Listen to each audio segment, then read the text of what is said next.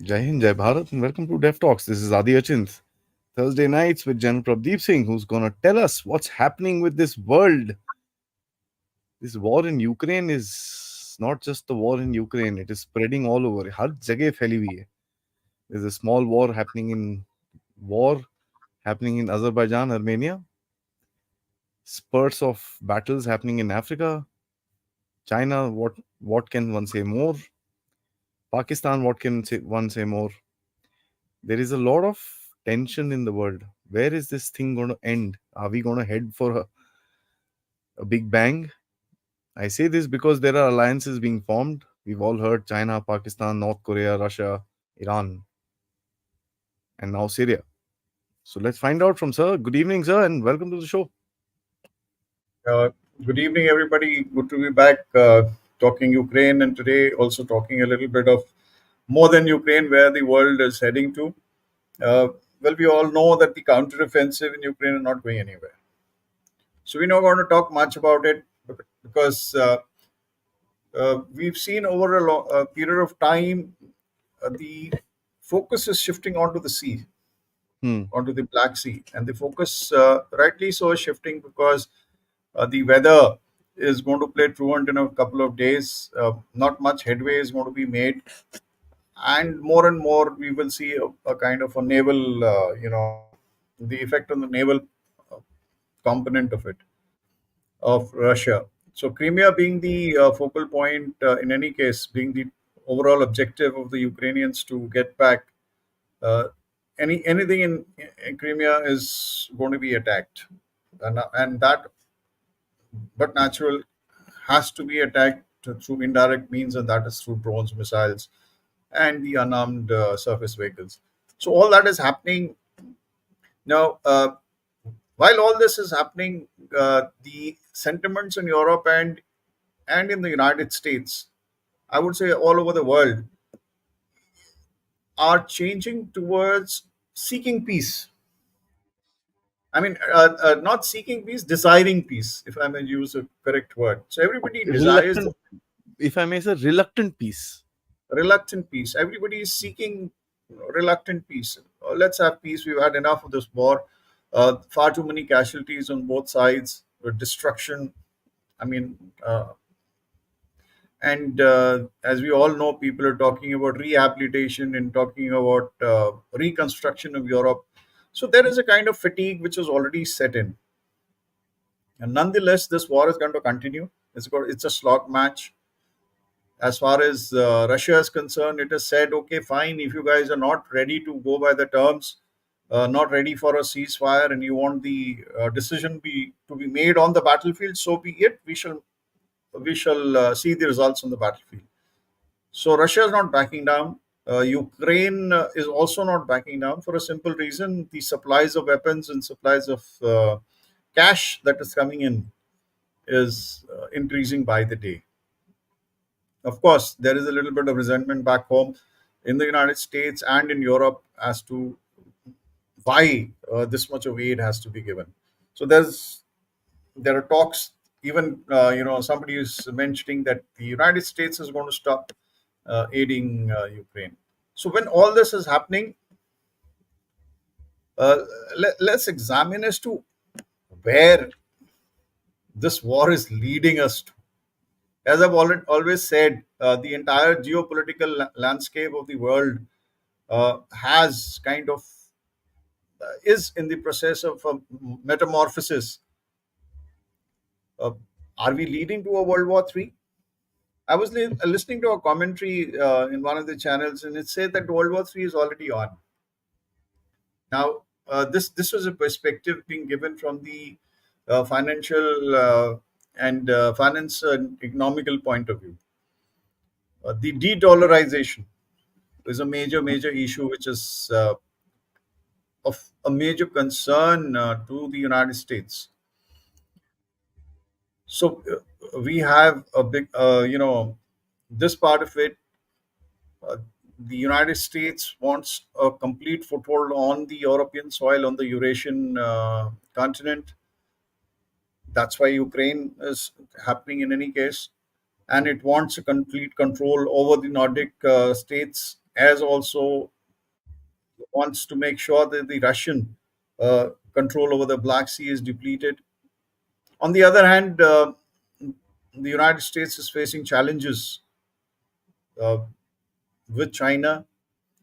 Already statements being made that the would the Americans be able to fight a two front war?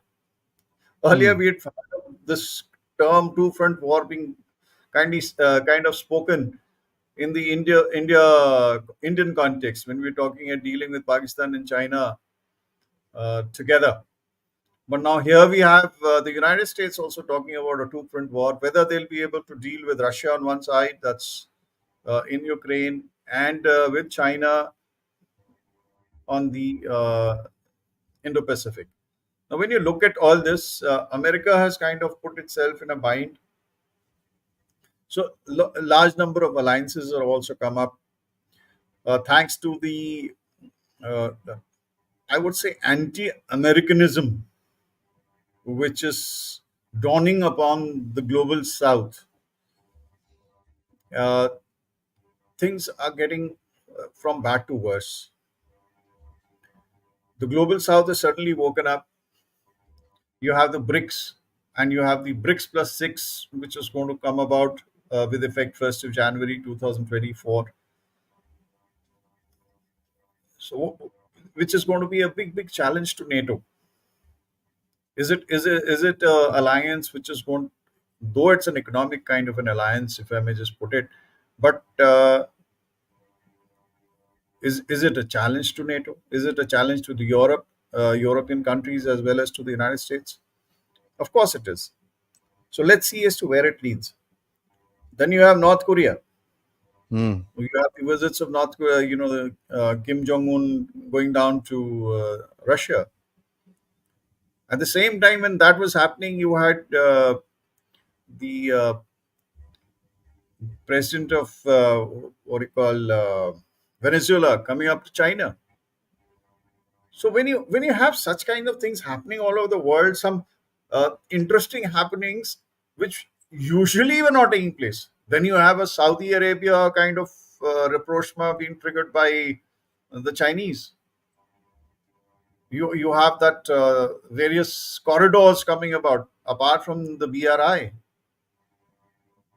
So there is a shaping and reshaping of all alliances, shaping and reshaping of geopolitical interests, multi order coming about. Now, who is bound to lose in this? It's very obvious that it's the United States, which is the aggrieved party, if I may just put it, when all this is happening around. Yeah, I mean, Yeah. everybody's ganging Yeah. up. Everybody's ganging up. Yeah. Now, the tragedy of the whole thing is that the internal situation of the United States is also not as good as it ought to be. It's not stable. I mean, I was aghast today to see a video clip of the Beverly Hills stores all locked up and empty. I was aghast to see the amount of looting which was carrying on when it comes to an Apple store. If this is the state which is there in the United States, trust me, uh, poor nations, third world nations are much better off. At least we do not have this kind of a situation existing in our countries. In the third world countries, there is still a amount of respect, a little amount of dignity and integrity existing on the streets of our cities. So when you look at all this happening, when you have a president being indicted, ex-president being and a mugshot being taken, well then there's something wrong. And as far as the United States is concerned, they're very comfortable. As far as the government is concerned, very comfortable. Ukraine is, our contribution to Ukraine is a fraction of our GDP. The And best that's money we've ever spent, huh?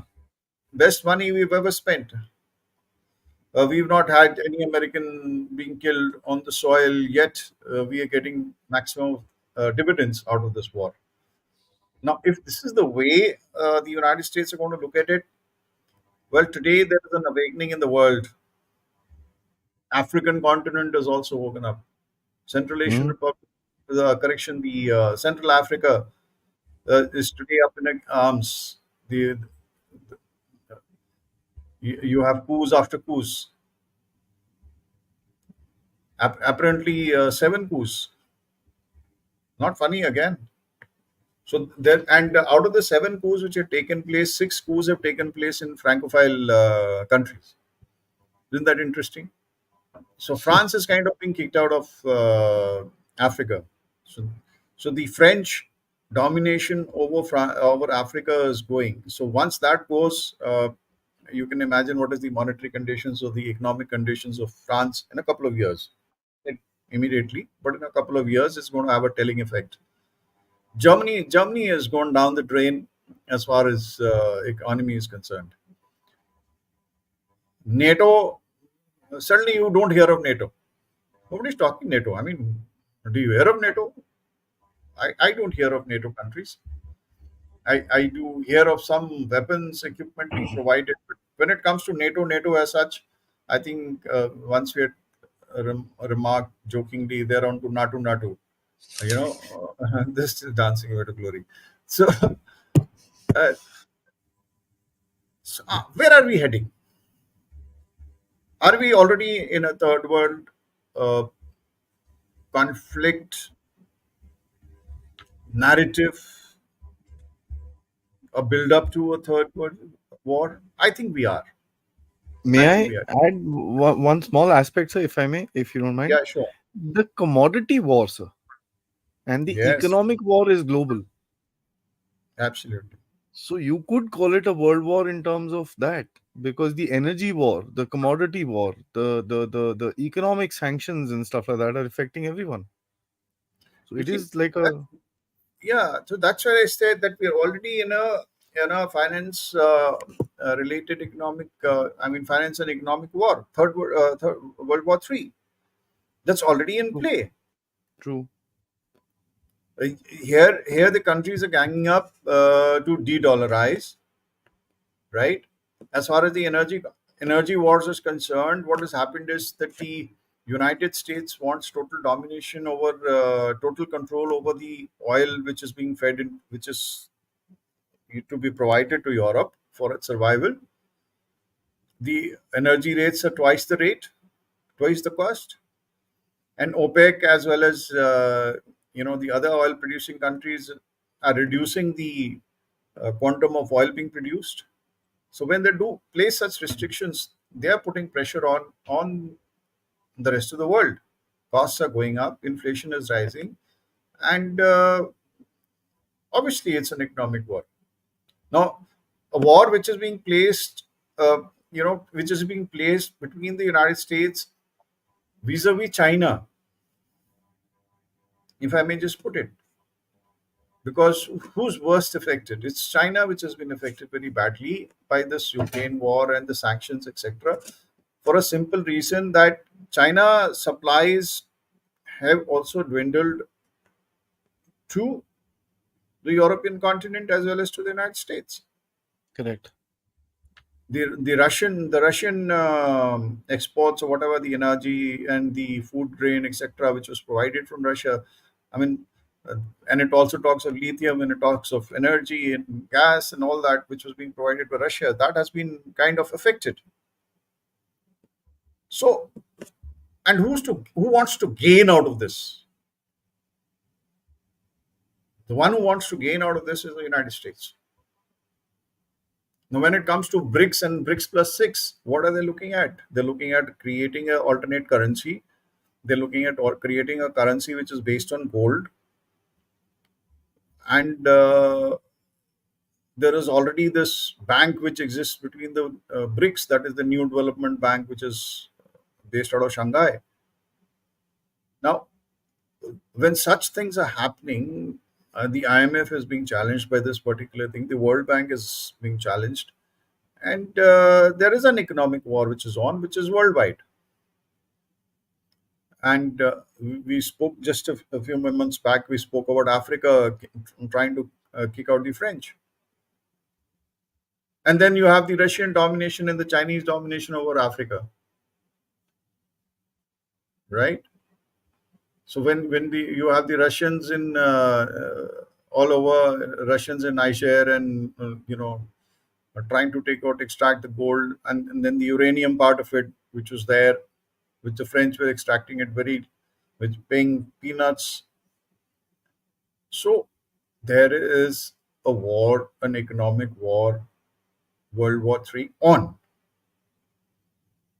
Now, to keep its industry going, to keep the employment going, Ukraine war was, I think, uh, a need felt by the United States. They were looking for an opportunity to go to war again, to provide more employment and more, uh, I mean,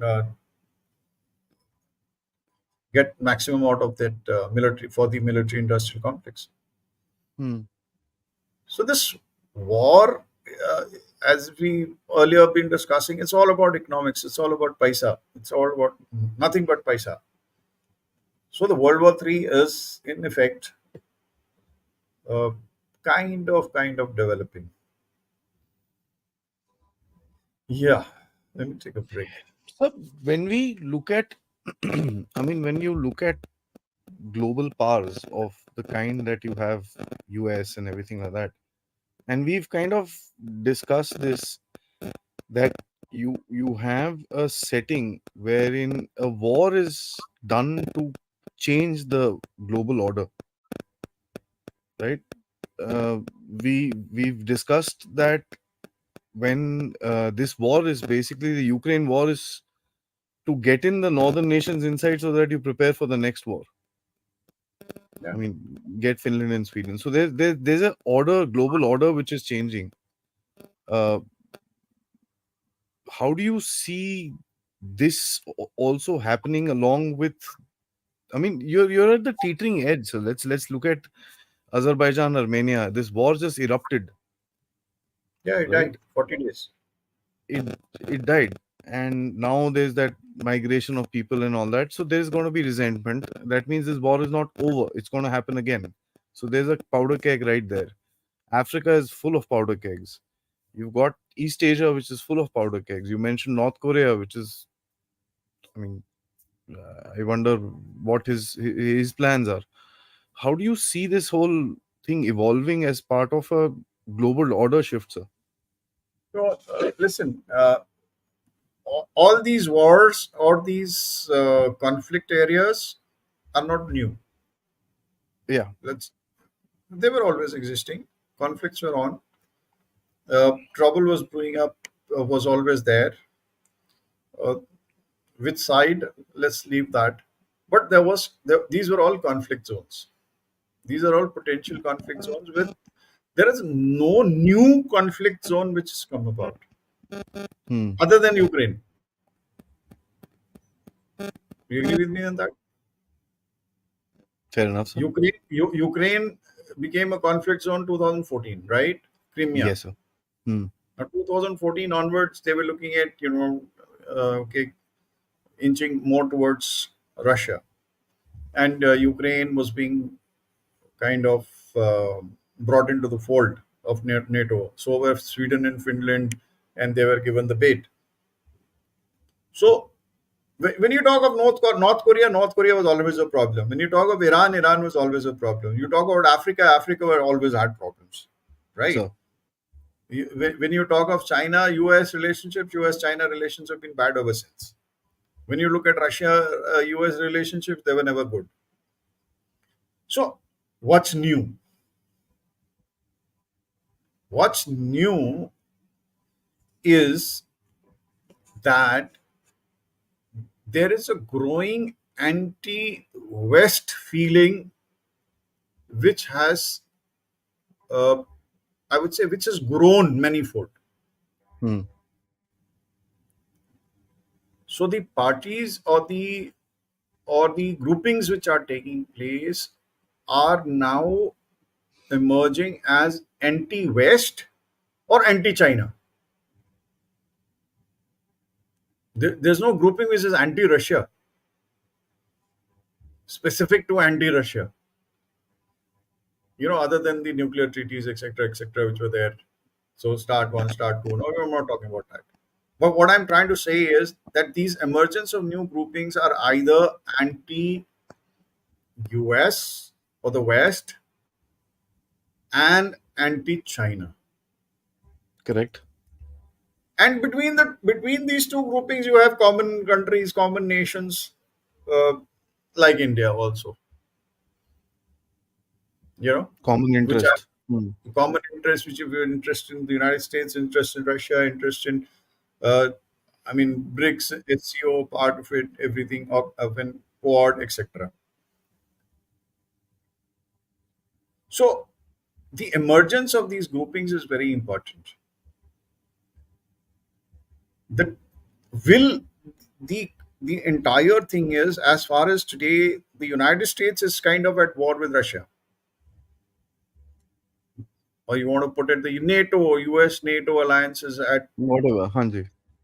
So there is one front which the Americans are already facing, albeit not having committed troops, only committed their weaponry as far as arms and equipment are concerned, and the moral support. The fear is a trigger against China for the second front to erupt. Now, the second front could erupt anytime. We've seen the belligerence of, as far as China is concerned, what is happening, what they're doing in Taiwan. The number of sorties being made, flying over Taiwan, Yeah. the Heavy. exercises being carried out in the Taiwan Straits, the maritime, their coast guard or whatever they are called, uh, they are hanging around there, the fishermen, uh, that force that they have.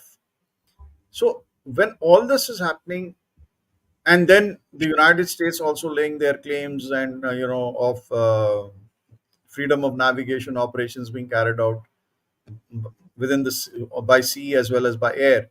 So when all this is happening, there is always a chance. There is always a chance. Say two aircraft collide, or two ships collide, or an accident takes place. What will that lead to? The problem lies there. So the US and China, as of today, are very conscious of this fact that such kind of a thing should not take place. But at the same time, they do not want to back out of this, Correct. Hmm. right? Then Hmm. you have the Japan angle coming in. Japan also today, after many years of non indulgence in defense, has now very become very conscious about its defense needs. So it has also started playing an important role as far as that part of the world is concerned. They started asserting they're going to be contributing a large amount of money towards of their GDP towards defense. So you had the Japanese Prime Minister going all the way to Ukraine. So these kind of part being played by Japan is also a little on the worrisome. So what I'm saying when I say worrisome is because if you have the South China Sea, whether it is the Philippines, whether it is Senkaku or whether it is Spratleys, and something happening there, this could erupt into a conflict which will then become uncontrollable. Now, that is what it is.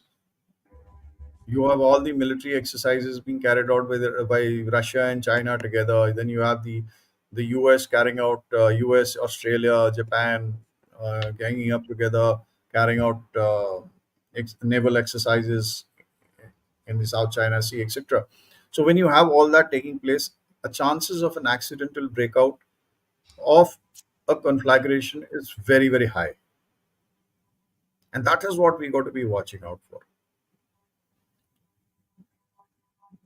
If something like that happens, then there is an issue. You got North Korea there.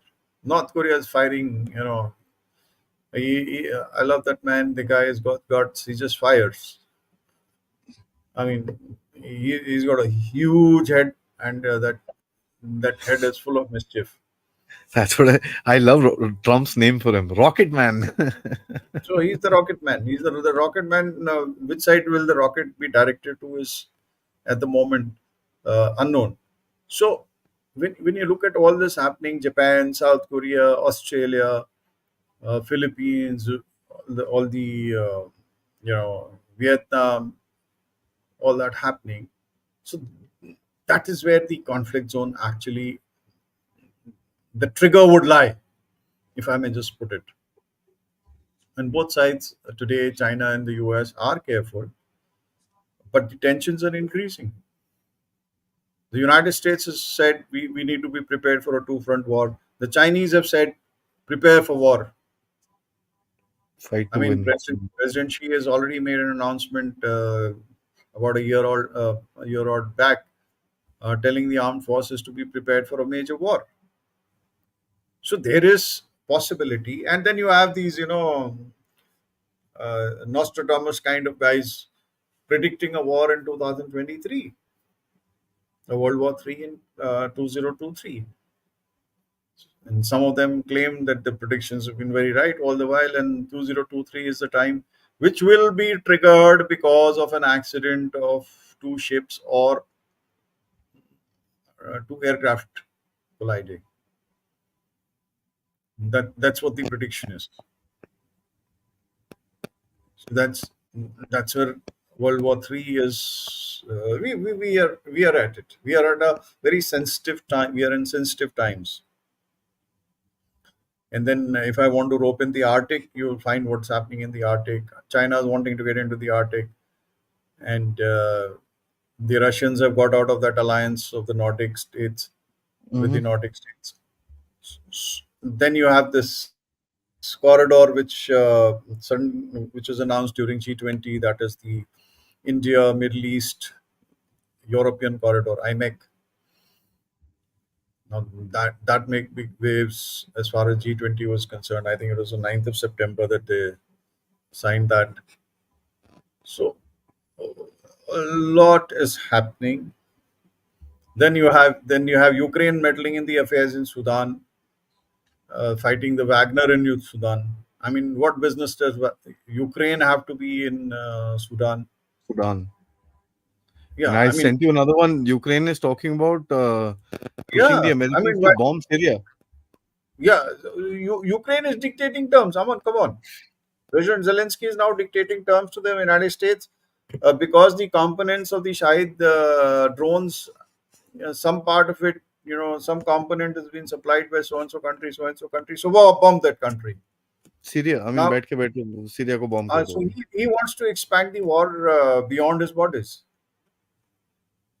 So we got to be very, very careful what this mischievous man is. What I must just say. I mean, he's got his own country killed, countrymen killed, and he wanting the rest of the world to also arrive at a doomsday. Yes.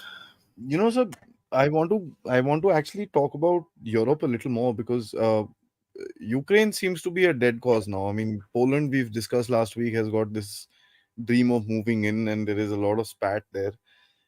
But if you see the bilateral tensions between the countries, India, Canada, for that matter, there are spats happening all over the place. Not that India, Canada can actually fight a war, but these spats, because of desperation of energy resources, it's hard right now. And the world is to a point where if you listen to Minister Jayashankar's speech in the UN, and he mentioned it pretty clearly. He said that few nations control the narrative and kind of Yeah, he made it set very what they clear. want to do, and this will not go on for very long, nor will it remain unchallenged. But That challenge. is unchallenged. That was something which was very, very, I mean, very stark, and it stood out. Now he's blunt. He's been very blunt, and he said that, look, mend your ways, because today it's a new order. It's a new order which is emerging where people are questioning. People are more educated. Africans are more educated. The East, the Southeast Asian countries are much more educated and aware. People are waking up. Japan has woken up from its post World War II, what do you call, defense sojourn. So all that. So people are today questioning your narratives, your double standards. Now, I find that very funny. Trying to Russia, telling Russia not to place TNWs in Belarus, while NATO can, you can, put your nuclear weapons all over, but Russia cannot. You will not do this. If you do this, there'll be sanctions on you. I mean, the realization was set in with the United States and the European countries that sanctions haven't worked. The sanction regimes work with a poor nation. They don't work with another powerful nation. You try putting sanctions on China, and you put sanctions on Iran. Iran has emerged much more powerful. So, any country, when you sanction, the reverse happens. For a simple reason, they start looking indoors. They start looking inwards, wherein you remember the sanctions Union put after the nuclear war and on these cryogenic engines and all that. Hmm, And hmm, what did we hmm. do? We went and produced our own. So big deal. If you have a particular component, I'll buy it from you because I don't want to waste my time and energy because it's already available in the market. If you don't give it to me and I need it, I'll produce my own. So I'll become more self-reliant. And this is precisely what is happening. Sanctions are not working. And with this de-dollarization taking place, the basic basis of de-dollarization is you put if I am dependent on you as far as dollars is concerned, you will put sanctions and the money will be lost. So hell with your dollars. Or rather invest in gold. You got it. So it has had a reverse effect. So the global order is changing. People are being challenged. People are challenging this narrative. People are challenging the double standards. The global south has got together, has woken up, and he said, "Thank you very much. We've had enough of you." And then I think historically also when we see all this is all cyclic. Maybe you have 100 years of glory, but when you become too overconfident and too boisterous, then the downfall starts. And I guess that's what is precisely happening. And China today is challenging the world, is challenging the United States, and US really doesn't know what to do with it. That's my problem, sir. I mean, which is what I want to come to now is the East Asia, Southeast Asia part. That's my biggest problem because you've got a unstable sort of a regime in China right now, which now realizes it doesn't have much time. It needs to do what it needs to do, and it needs to do it fast. We see that rush coming up, and for me, the problem is that it's not that he's going to go out in an all-out invasion or something like that, but his antics may just land up into a situation which may not be able to be controlled. I mean, you look at it. The Philippines, he's put that ring of these anchor and chain things. India, there's tensions here. Taiwan is a open issue. There are talks very openly about um, you know what do you call the Kinmen and Matsui Islands being taken over by these guys. So there is this tension which is there innately within this region. How do you see this? Because anything here will, I mean, Ukraine has impacted the world. This will. Now, okay, as far as China is concerned, the internal situation is bad. What doesn't every the whole thing today is centered around holding on to my chair, holding on to one's chair, whether it is President Biden, today we're talking President Xi Jinping, uh, is relevance, is holding on to one's chair and to proving to not only to the world but to their own party and to their own people as to what is their worth all about. So stemming out of that, the ambition, there is bound to be some mischief, there is bound to be some action which takes place, which kind of shows that they are in control or presidency is in control, right? Now, my biggest worry actually, Taiwan, you go in, they do something in Taiwan, it's going to invite a lot of backlash. Any action on Taiwan, firstly, A, it's anticipated. B, the United States and the AUKUS in the Quad, I mean the AUKUS basically, they're all prepared. You have all these countries mentally prepared for an outbreak of hostilities between China and the United States with regards to Taiwan. So this is a thing, a realistic thing existing. Will it happen? I kind of I feel that this possibility of anything happening on Taiwan is not so much as what I'm just about to come to. Where does China then set about proving itself? What is the other alternative China has when it comes to proving that it is a military kind of superpower? Or in any case, it has ambitions to be one by 2049. But my only fear is that China may just turn south, and turning south is what, we may be the ones who have to bear the brunt. He avoids a conflict with Taiwan because of the repercussions involved. He does not get involved with the Russians. Yet he wants to prove a point. He's a failing state. He wants to pull a point. So which direction does he head? Now this is what we got to be seriously thinking about. And this is my personal fear. I mean, I haven't. Uh, I'm just making a very very personal analysis of the whole thing, and this is actually what I fear. And the indications to that are quite significant as far as the infrastructure development which is taking place in Tibet, and the map which came about, and you've seen the body language of President Xi, all that.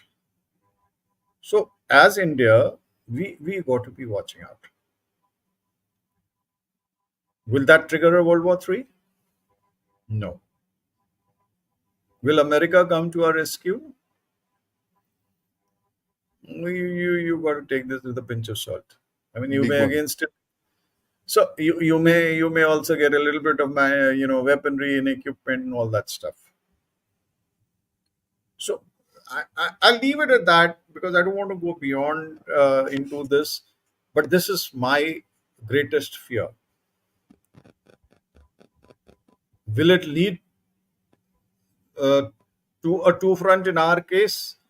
Very likely, because of the fragility of this state on our western borders. वो तो that'll be like the last straw, right? जा रहे हैं सब Yeah. कुछ चलो ठीक है. So, Everything on the line, all in. what I'm trying to, it's a vessel state in any case to China. Yeah. So this is something which when we look at the entire situation, this is something which I am kind of worried about very seriously.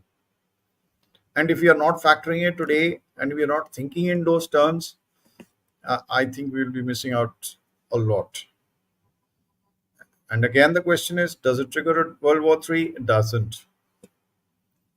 Hmm. End result, well, that needs to get war gamed and discussed, and I'm sure people in the uniform still continue to do that. And I will leave it at that. I So mean, the possibility of Taiwan or something happening in the South Sea, China Sea, is based on an accidental occurrence, but not a deliberate occurrence.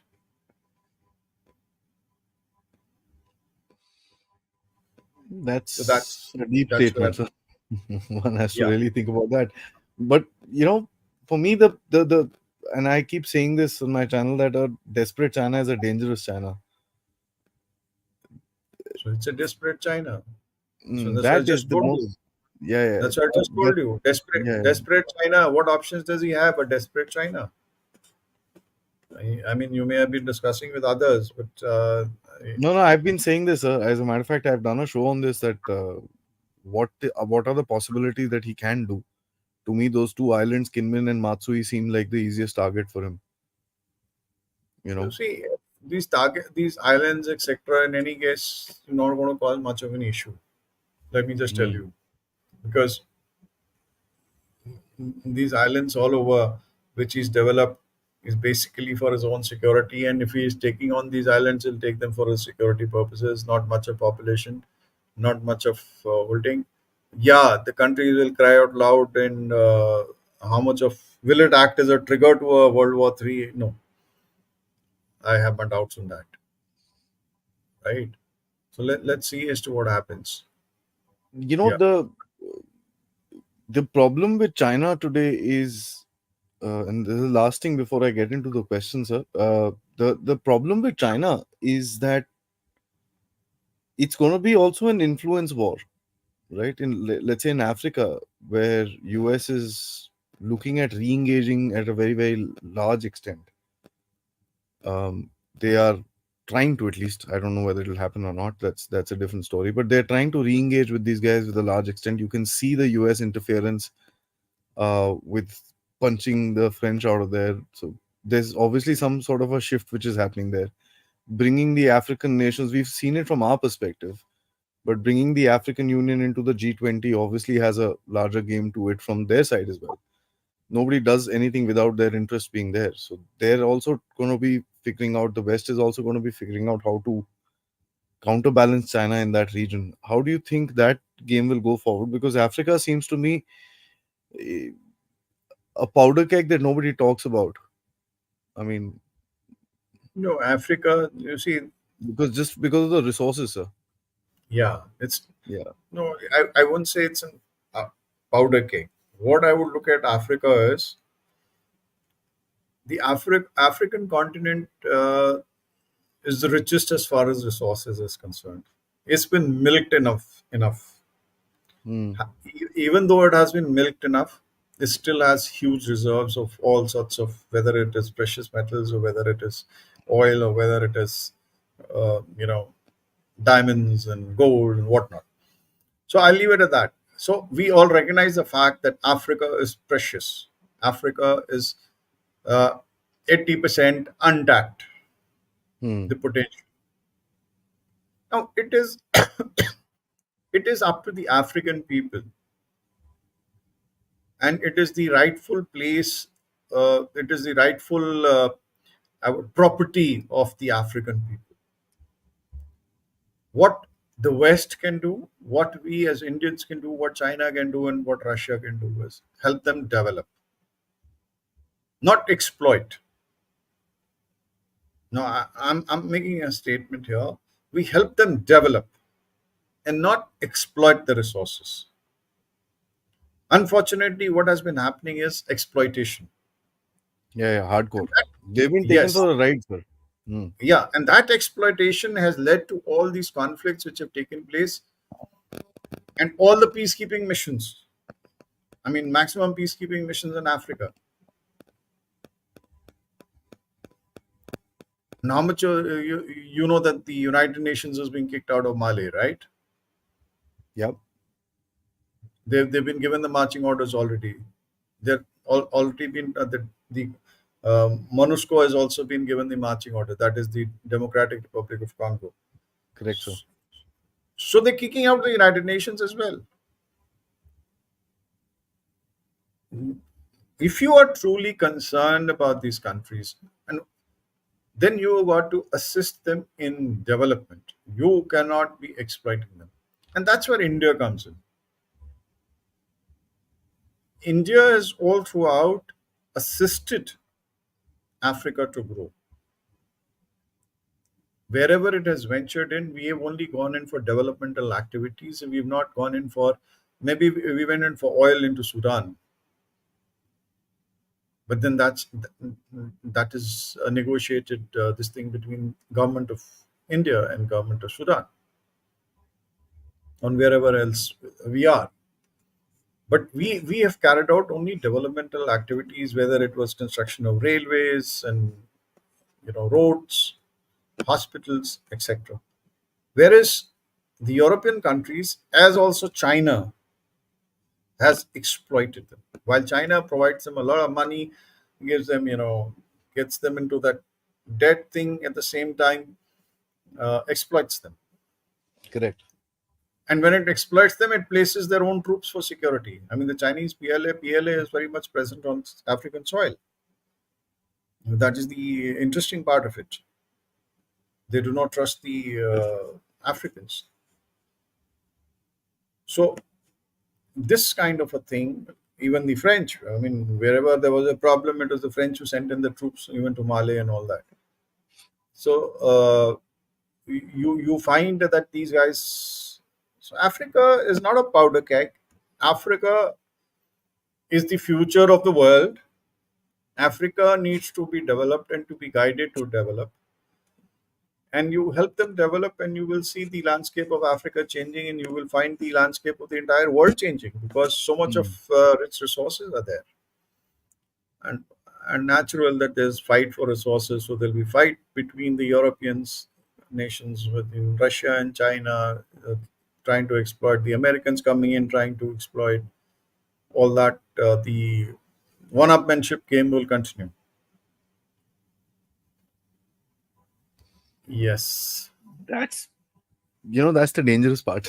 For me, that's the dangerous part. Yeah, that's the dangerous part, but that's not going to be a trigger point. I hope not. Those, I hope not. those Absolutely hope not, sir. not the trigger point. Yeah, I hope not. Because the sheer factor that it's like a, forget the one-upmanship. It's like a showmanship, right?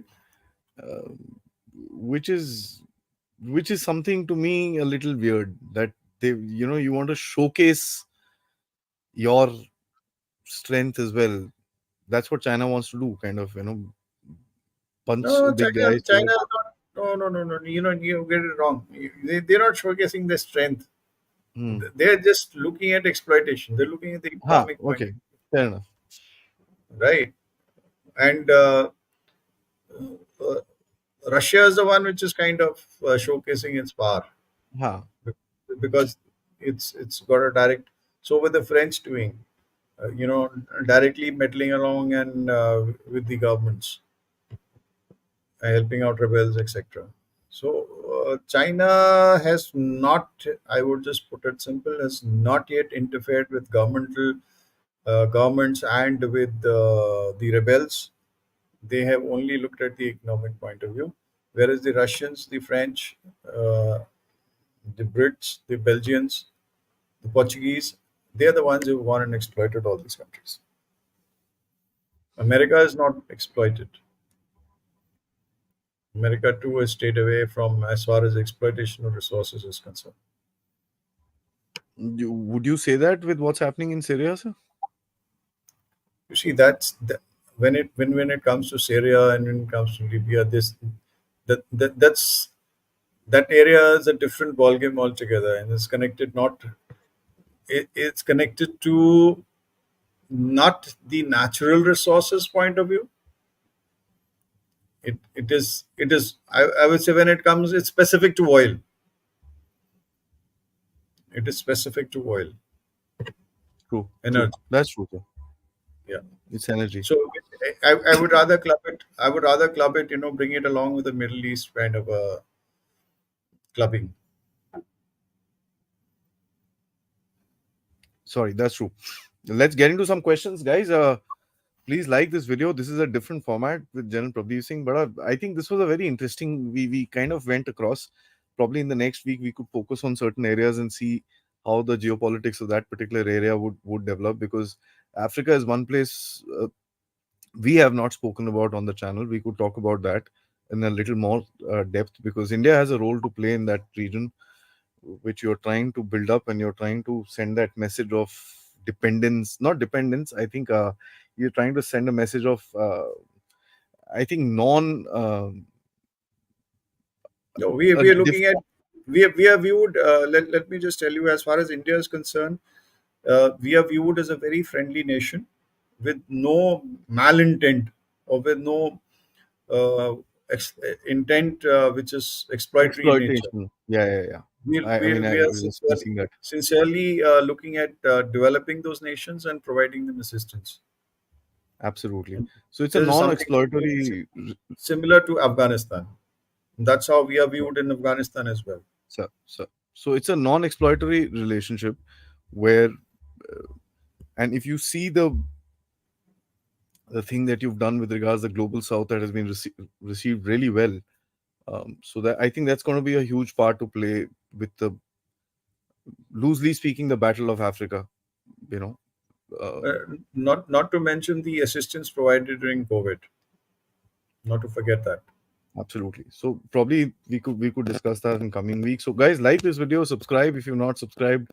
uh, let's spread the word, spread the message of Dev Talks, and please, if you can contribute to the Dev Talks efforts, there's a QR code right above my head, which you can scan to contribute directly, or you can become members or send us a super sticker or super chat. We have two new members which have joined in today. Sayan ji, thank you so much for becoming a member. And Scribble, interesting. Thank you for becoming a member. Let me just begin. Kafir Krish, thanks so much, brother, for the encouragement. I keep saying that. Hit that like button. Absolutely. Hit it hard. Don't break the screens, but uh and we go to Mandar Kelkar. Thank you so much. He says, Jahan sir, Arctic ice is melting at the rate of almost 13% per decade. Arctic could be ice free by 2040. Greenland would be more greener with increased human presence, less white, more blue. This is Absolutely. your favorite subject. Uh, the recent what his question is coming out of the his statement actually is coming out of the fact that in the Antarctica, not in the Arctic, but in Antarctica, they have the grass has started growing, Hmm. and that is worrisome. And so is the case in the Arctic, where the ice is melting. It's going to Greenland is going to become green, and I guess Kelkar, that's the time for you to move to Greenland for greener pastures. Definitely, instead of looking at Canada or for the United States, Greenland, Iceland, these are the countries to be in. And yeah, I mean, the next serious confrontation is going to take place in the Arctic with the opening of the northern sea routes. The entire economic balance is going to shift towards the north, and that is what is worrying China. That is what is to the advantage of the United States. That is what is to the advantage of the Nordic countries and to Russia. So you will have a dynamic shift taking place as far as the sea routes are concerned and the flow of energy is concerned. So when the dependency on the North Sea route starts gets more, the sea routes, the conventional sea routes are going to be kind of losing their relevance, and there will be a shift soon. Interesting. Aditya, thank you so much, sir. Do you think new Bioweapons will be used in this decade. Yikes! I hope not. No, Aditya, this is something, most of the countries, bioweapons are possessed by many countries. I mean, most most of the countries have not signed the biological weapon convention, and they hold on to that. And I'll tell you why they do that. All these bio labs that we have or are there in the world, they're dual purpose. They're also doing research as far as pharma is concerned, and so they cannot be shut down. At the same time, uh, the effects as weapons, they're also studied as to what effect they'll have on humanity. The usage of it is kind of rare, and well, some say that HIV/AIDS was also a bio weapon. I mean, COVID, COVID is COVID, sir. introduced. This is when you look at the what do you What's call happening right now with the CIA and this and that? You just don't know yeah, what's when what's you the look reality. when you look at when you go into the dark web, you will find many such things coming about, and from in the dark web you will find these topics being discussed. So yeah, HIV/AIDS was perhaps, some say, it was there to reduce the load on the earth, and so was COVID. JP, thank you so much. Jansa, your take on India-Canada rift, its impact. My take on India Canada rift, well, uh, as far as I am concerned, it has only spoiled relationship between India and Canada. As far as effect in India is concerned, it's nix. We don't care a damn about these guys who's there sitting there and trying to create a rift and trying to influence the people back home. I'm so sorry, none of us are getting influenced. If that had been the case, things would be different. I'm very very sorry, being from the same community. Uh, it's unfortunate that this rift has been created, and Canada is getting it back, and it is getting it back solid. It's getting it back from within, and it is getting it back from India and also from the rest of the world. So I think a stupid move, very very stupid move. High on cocaine, perhaps at that particular time while speaking, and insignificant. Though it has created an what do you call you know unsavory kind of a situation, uh, it's irrelevant. It has no impact. It actually has shown the true colors of a particular country, and they're the ones who are going to suffer. Tomorrow, you students, our Indian students, stop going there. I mean, they're relying so much on our Indian human resource. If it stops going, I mean, the impact is going to be felt by them. Yeah, And yeah, terrible. rightly so, the banning of their suspension of the OCI card, the banning of the confiscation of the properties. I think it should have been done long time back. These India was being a little too lenient, and now that it has happened, I think people will start thinking twice. So I think whatever moves the Indian government has taken on it, because you got to realize that the impact of such a stupid this thing, nothing's going to happen to those sons of guns who are sitting there. And as far as India is concerned, as far as we are concerned here in Punjab or all over the country, it doesn't make no. I mean, it's sad. We can only say that it's sad. Sitting here, you sitting there, you're trying to impact us. Not happening. They're not able to impact the guys sitting there only, sir. Yeah, yeah, their Forget own people impacting us. are out there. This Trudeau वहाँ guy is. impact नहीं हो रहा. I mean, They've been doing and then referendums after referendums. I keep asking, where is the result? Result तो in, दिखा दो in भाई. no, uh, Bump.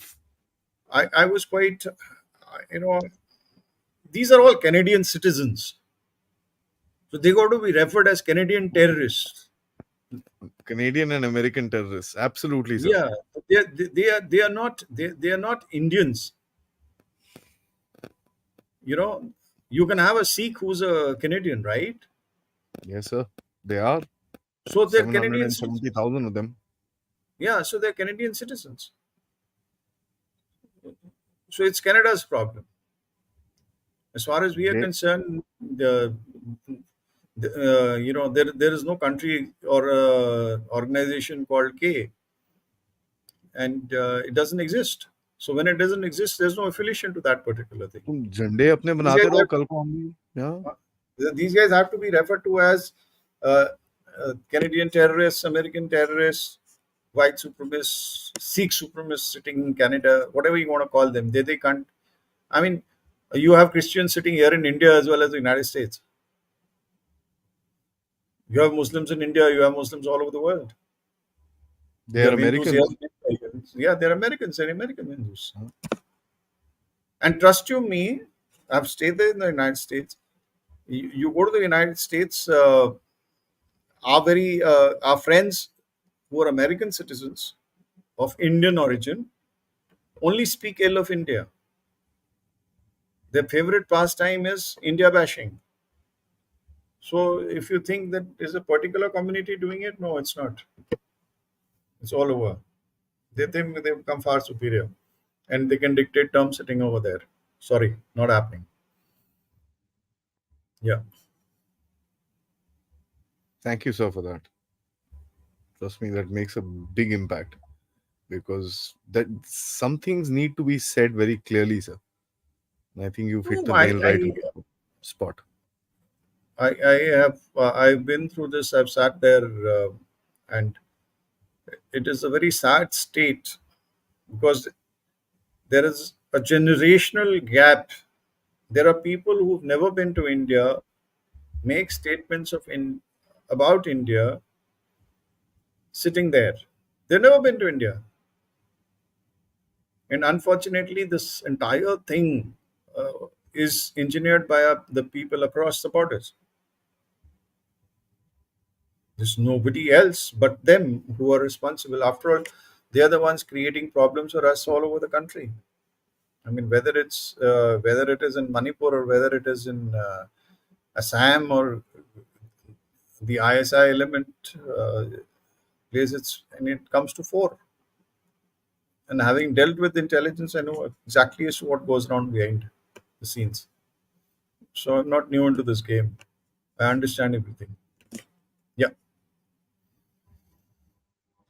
Enlightened, welcome to the community. Thank you for becoming a member. Mind Waves, thank you so much, sir. He says, how realistic is the effect of de-dollarization when you look at the total share of dollar in international trade has not come down too much, according to sources, not come down at all. It's actually gone up by 2%. So I wonder how, what is that? You see, a good question. Today, there is talk about it. Yeah. Tomorrow, you will feel the effect of it. So, the we do understand that even today, if I and you have to go abroad, where the first thing that you do is convert it into in INR into USD and or to euros or whatever you want to do. Uh, it hasn't had an effect. But what effect it has had is that the governments today are converting their dollar reserves into gold reserves. Try and understand this. If Russia is sanctioned and all that money which is lying in the banks in US dollars abroad, now they can't take it out. So while the share of the dollar may not have, the trade may be continuing in dollars, but the gold reserves then has shot up. So it is having an effect. The seed has been sown, and the effect will be seen. True, sir. Yeah. I mean, The first phase of dollarization has already happened with regards to reduction of usage of dollar in bilateral trade. A lot of countries have started Yeah, using I their mean, own if currencies. So yeah, that's the first there step. has been yeah, as far as oil is being concerned, it's been traded. As far Yep. as whether it is in yuan or even India is traded in rupees. Yep. So it is happening, and the effect may not be there visible so much, but yes, steps are being taken, and the effect will be felt. Absolutely correct, sir. Right. Rahul, thank you so much. When do dirty operations like in the West sorry, when do dirty operations in the West like they do with us, Khalis K, Farmers Protest, Shaheen Bagh, Manipur? When will we do dirty operations? We are interested, Rahul. I mean, uh, what India does and India doesn't do is something I and you will not know, if I may just put it. Yeah, but we stay clear. There is some that's where integrity of a nation comes in. That's where you get respected, my friend.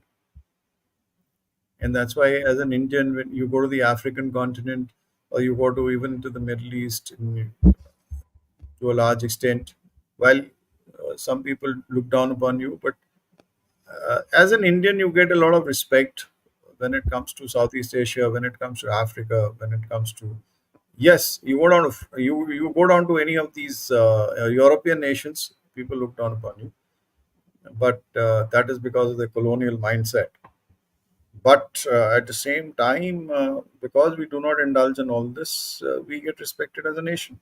And one small incident, which is ISI engineered, um, the the whole thing is to bring you down because G20 was a big success.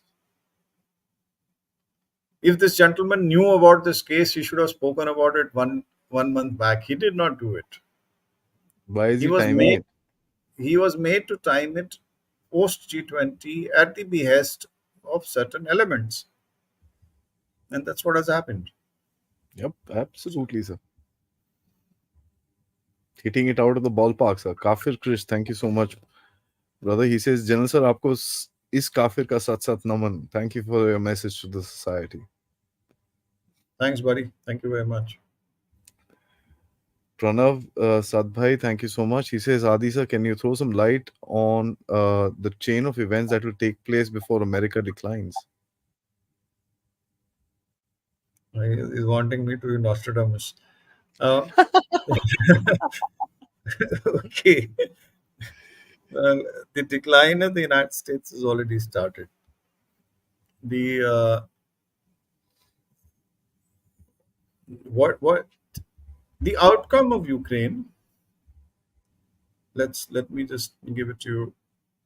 The outcome of this Ukraine war will dictate the setting up of the decline of the United States and NATO. That's one. Number two, as far as the economy is concerned, we know what is happening. There is lawlessness in the United States. There is this identity crisis which is going on in the United States.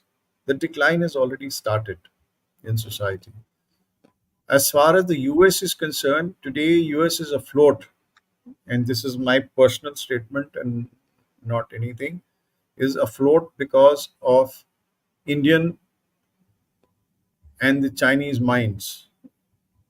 If the Indians all return back, there is reverse what do you call immigration migration which takes place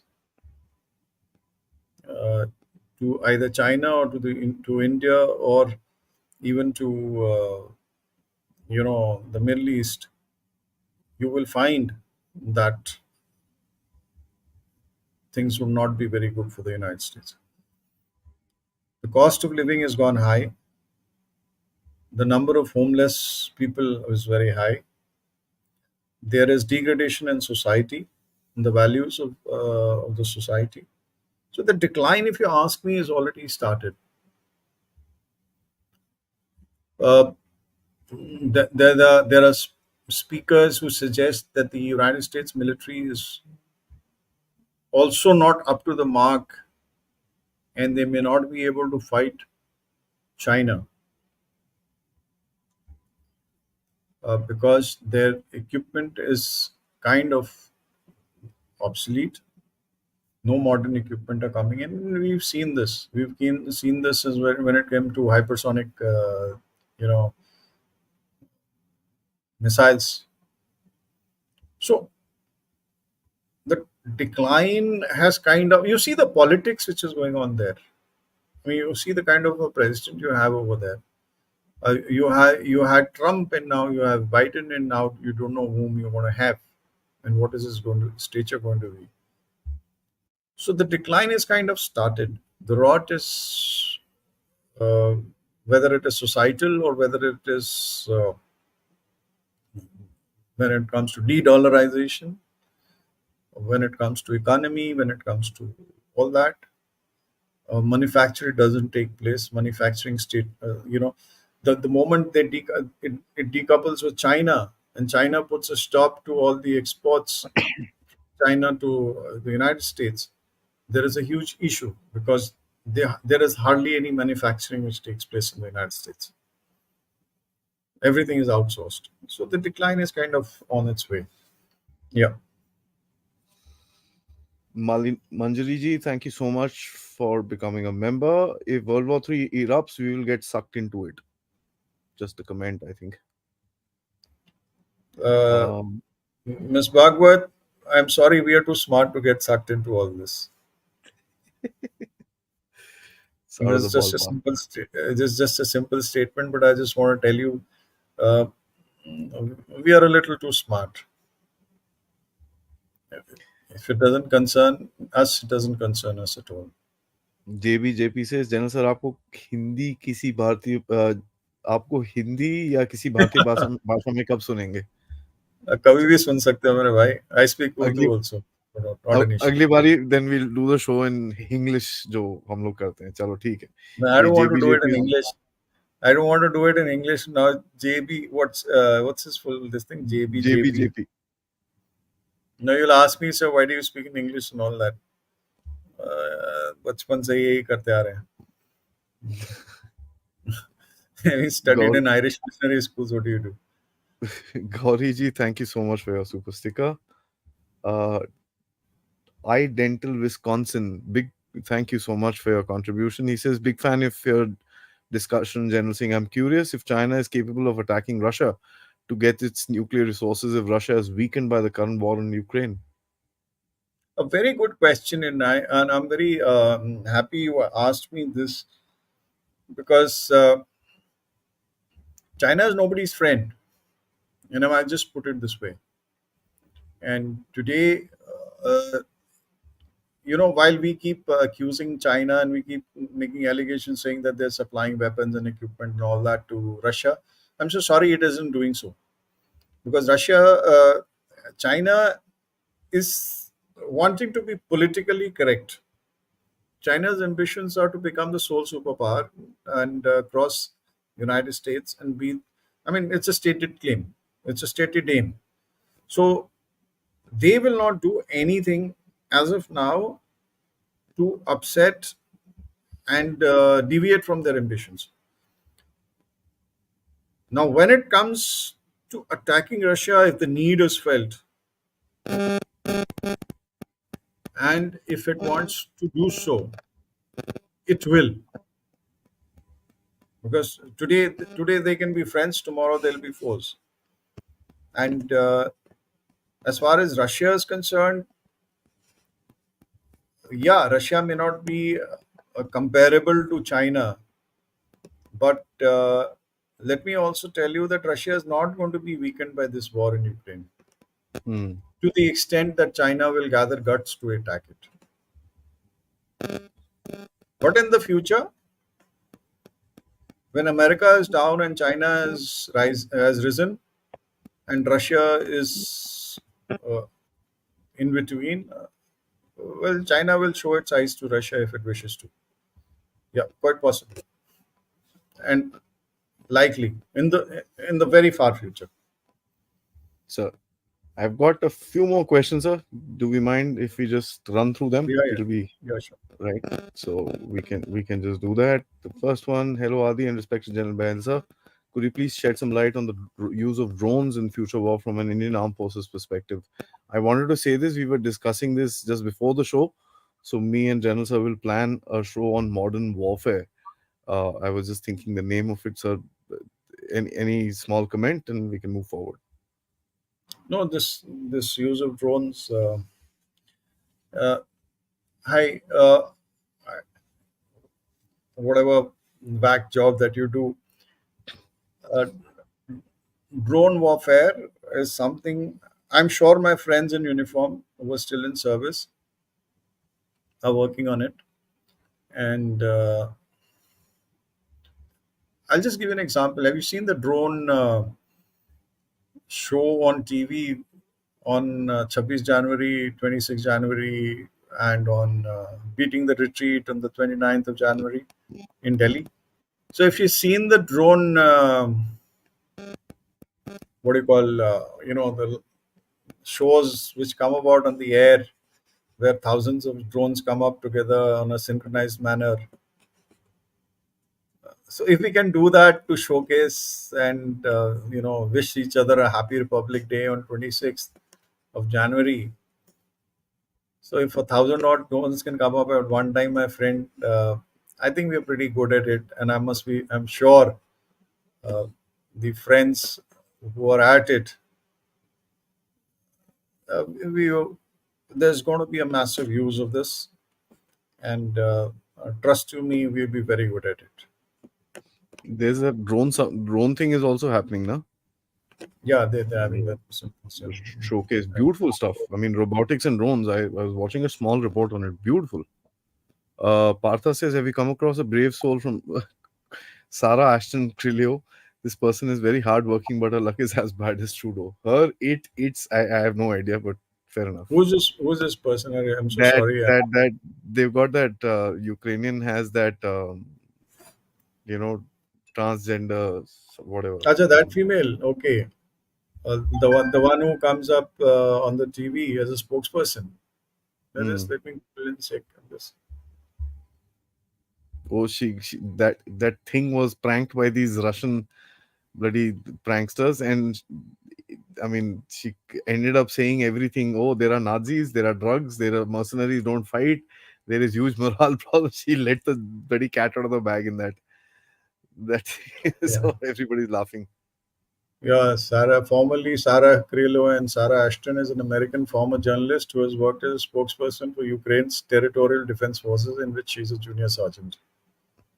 Oh, she's a trans who comes up on TV. Okay, Yeah, yeah, yeah. on spokesperson. Uh, sh- she said no, all Russian propagandists will be hunted down and all that stuff. Oh, they can keep talking. Yeah, I really haven't paid much attention to her. I'm so sorry. It's just a sideshow, sir, honestly. Gumnami Baba says we are heading for a clown world. That's where. Well, अब यार that's तेरा नाम भी गुमनामी और बोलता है cloud world अभी good guy है so no, yeah, I mean, the point remains that yeah, clowns are leading the war. You have the Ukrainian president who's a comic, and some of these guys are getting very popular. Yeah, it's good to be a comic, a clown, and then come up on the stage. It's a stepping stone to politics, apparently. In many countries and many states, we have these comedians on the rise. the comedians are normally very smart people, sir, because They are they're able smart. to They think of have to their. be. They have to be You gotta exceptionally be, smart. They're very yeah. intelligent people. You have to be. Yes. So you know, is it like the precursor of World War One, like the Crimean War or the Russo-Japan War? Yeah, but, actually, you're right. A lot of parallels are being drawn to what happened, and nobody talks of World War Two, and everybody talks of World War One. That's an interesting part of it. It's been compared a lot to the World War One, wherein situations which are existing at that particular time are quite similar to what is happening today. Yeah. And you know, One of the reasons why I wanted to plan this talk was this only, sir, because I see a lot of similarity. there are a It's lot just of eerie. similarities between Yeah. this war. Let's see. I mean, the Japanese are quite worried about a war with Russia. I mean, that's why the Japanese are all prepared. While they talk of the anti-China because of China's this thing, but the more because of the Russians and the Crimean War, of course. Yeah, See a pattern. Pretty much every leader who shakes hands with Zelensky ends up leaving their position. Yeah, I hope. I'm sure Trudeau's next. yeah, that's one of them. JBJP says economic World War Three is on. Wow. Yeah, of course. But did they achieve 10% of their goals in this war, the Americans? No, they haven't. I mean, what goals are they? They've been on the. In fact, unfortunately, they've been on the back foot. The only gains that they have made, the military industrial complex has gained a hell of a lot. They've been able to, employ a lot of people in the industry, and they haven't got any of the soldiers killed, other than those who were supposed to be operating on the clandestine.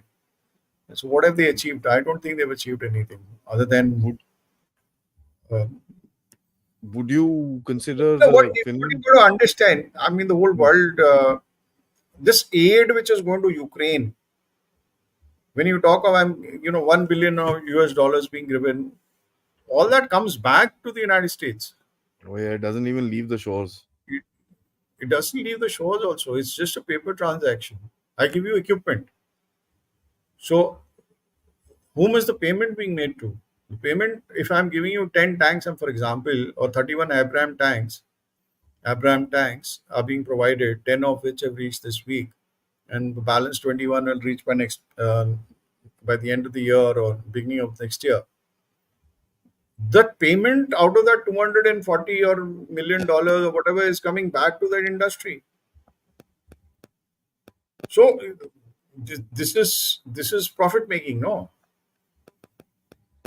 माल बनाया बेच दिया and then कमाई खुद कर लिया.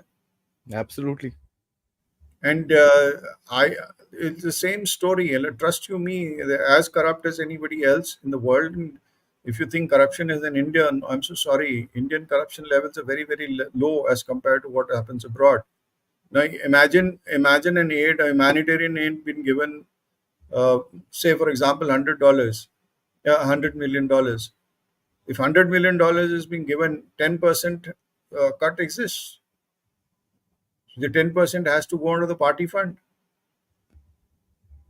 So I mean, this is all economics. This is all economics. This whole thing gets recycled back. Well What the said, use sir. is material, and it is shared. That money is shared in any case by Zelensky and to buy his villas. And there are many others who are actually gaining out back home in the United States. So Basraji says in case of conflict with the US, China, or India, which US with China, if India gives logistic support help, what will be the reaction of China? No reaction. We will give logistic supports. We have a Agreement. agreement, LEMOA. So we already have an agreement wherein we will, all these ships, the United States Navy ships which are passing by, they are given logistic supports in designated ports. So naval bases. So we will give. Today the Indo-US dynamics are very, very strong. Mm. Naveen says big powers engage in proxy wars rather than direct confrontation. Example, Ukraine. Where do you think US China confrontation may take place? Will it be Taiwan? I think Naturally. it'll be. Pata nahi, sir. I have this nagging feeling it's going to be Philippines or somewhere in the South China Sea rather than Taiwan. You see, I can't justify it. It's just a, it's just a No, no, no. premonition sort of a Philippines and thing. all, Philippines and all are not that strong, They're and not. they're not, and there's no reason. There's no logical reason for Yeah, them. that's true. It's a Philippines today. Why are they important? Because of the sea lanes of communication, right? They're important because they're on the way on the sea lines of communication, Yeah, yeah, and the domination of the sea lines of communication by the Chinese for their own security of their own ships passing by is one factor. That's from the Chinese perspective. Second is from the United States or any other Western factor is uh, to to have a foothold on those areas so that you can choke the Chinese. So that's how it works. I want it because I want to choke you. You want it because you don't want to get choked. So that's the yeah, only reason for a conflict. yeah. Kafir Krish, once again, thank you so much. Adi, quality comedians are smart, brother. Guys, don't forget to hit the like after every end. Plays a big role in YouTube algorithm. Thank you so much, brother. Thank you. We've got a friend from China who says, I just want to say, don't listen to what the US has to say. Listen to more what China has to say. Yeah, sure. We want to listen to what China has to say, but in Chinese, We we don't do. seem to understand. We do understand what China says. We do listen to what the Chinese say, but we just And don't trust it. trust, That's all. trust you me, we listen to both sides. Then we formulate our own opinion. So, Yash says, what are your views on Myanmar in case of World War III breaks out? Now you want me to go into Myanmar. Okay. Sir geopolitics है खुल के एकदम. Now, Myanmar. I don't know whether you how much of Myanmar do you know, but then there is something called CMEC. You heard of CMEC? China Myanmar economic corridor. China Myanmar Economic Corridor. Kaikfu. Chakfu. That's how it's pronounced. It's written as Kakfu, but it's pronounced as Chakfu. Chakfu. Yeah. Acha. Okay. Now, uh, Chakfu. along this corridor is a gas pipeline, gas and a pipeline which goes along, and China has got complete control over this pipeline. It's from Chakfu and it goes up to all the way to Kunming. Now, China has a big hold in Myanmar. I've been to Myanmar. I've driven in Myanmar. If you go to Myanmar, most of the hoardings are in Chinese, not in Myanmarese. If you go to Myanmar, most of the equipment that you will find or the contractors working are Chinese contractors. So there's a major hold of the Chinese as far as Myanmar is concerned. And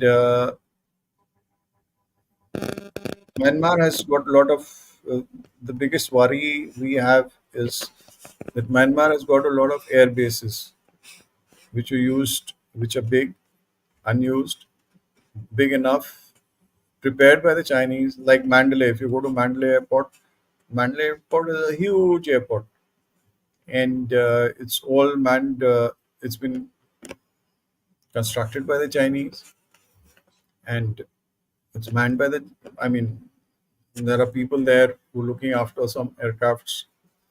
So that there is a lot of influence, and Myanmar will play a major role as far as providing an access to the Chinese into the ocean, Indian Ocean. We have something called the Kaladan Multimodal Transport Project, which runs all the way through from China. Starts from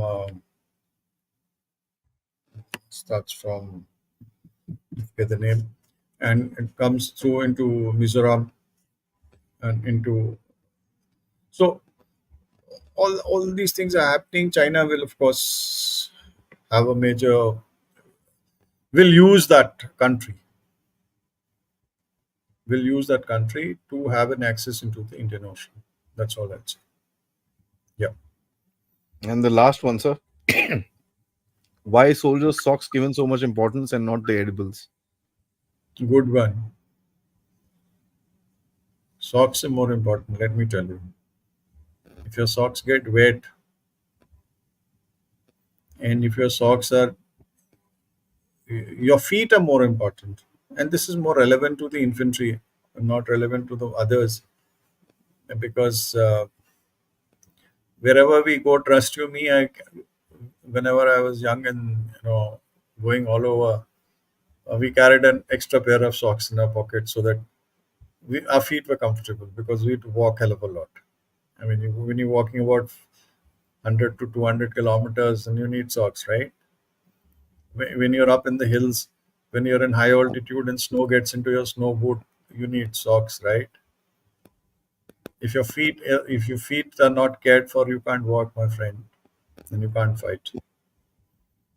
Foot care is one of the most important things that infantry soldiers talk about. Correct me if I'm wrong, sir.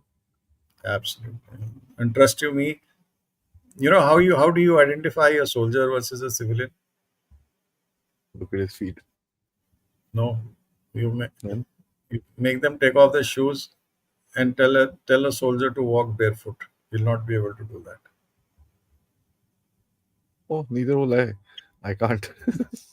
Yeah, I mean, we used to wearing socks, but Yeah. uh, the soldier will definitely not be able to walk bare feet over rocks or anything.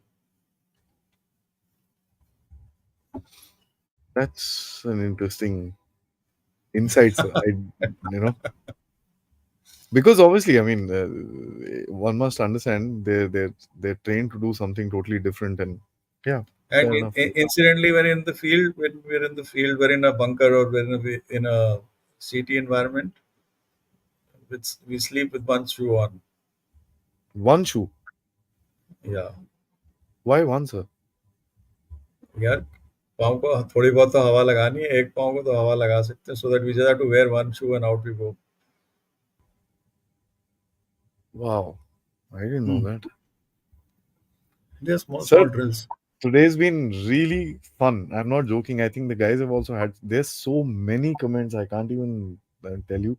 Guys have also had quite a lot of fun. The I think the broader paradigm has been really really fun. So we'll kind of keep this look at area and now understand each area with uh, your inputs into various things. Thank you so much, sir. It's always fun talking to you. Unless and until Zelensky literally runs away from Ukraine, we will do a Ukraine update and then go on to the rest of the world. But which is quite possible. No, So no, Ukraine is important because yeah, that's just changing the entire dynamics. I mean, absolutely, sir. it's the pivotal nation as of today. Absolutely. Thank you so much, sir. Right. Jai Thank Hind. you guys. Thank you very much for watching. Good to have been on the show and discussing issues, broader issues. Thank you. Thank you very Yes. much. Thank you, sir. Take care. Bye. Good night.